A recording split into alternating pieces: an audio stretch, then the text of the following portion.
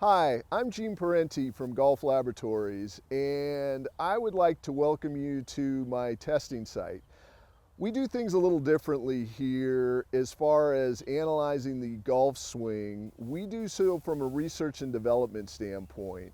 You can see behind me, we've got launch monitors, robots. We have multiple devices that measure the biomechanical aspects of the swing. And what I'm talking about there is we look at everything as far as teaching and as far as learning the game a little bit differently than most instructors. What we're looking at is the math and science behind the swing.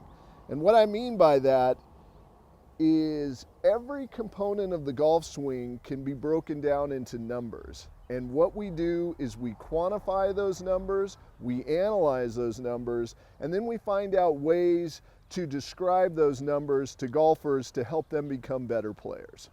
I would like to provide you a tip today on driver attack angle.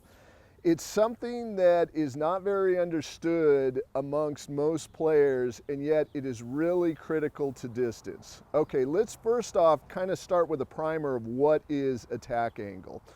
The golf swing is not done on a pendulum, it is not done linearly, it's done on a radius. So the best way to think about it is a clock face, and we are swinging right-handed golfers counterclockwise, and we start say at 12 o'clock and we come through.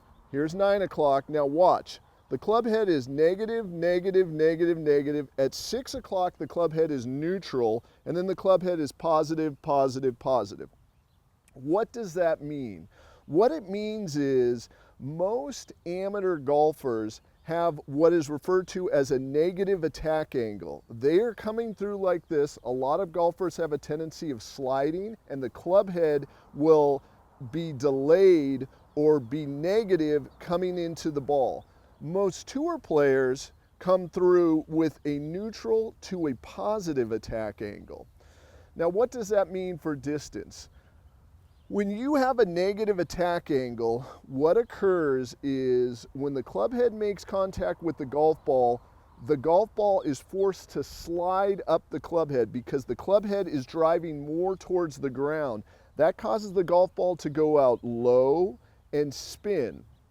When the golf ball makes contact with the club head and it has a positive attack angle, that causes the club to be swinging up on the ball, and the ball is launched higher with less spin. Now, what does that mean for the average player? In our tests, which you see behind me with the robot, we are capable of duplicating virtually any type of attack angle and any type of swing. And the launch monitors you see behind me capture exactly what those attack angles are.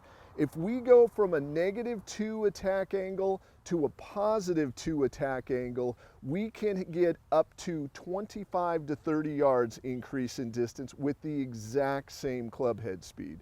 So the way to look at it and the way to think about it as an average player, ideally you want to have your attack angle measured with one of the devices behind me, a launch monitor. If you don't have access to a launch monitor, here's the best way to look at it. When you hit a golf ball on a driving range, if that ball goes out low and rises, more than likely you have a negative attack angle. If the ball goes out high and has more of a parabolic shape and drops, you probably have a positive attack angle. We all want to work towards a more positive attack angle to help maximize distance.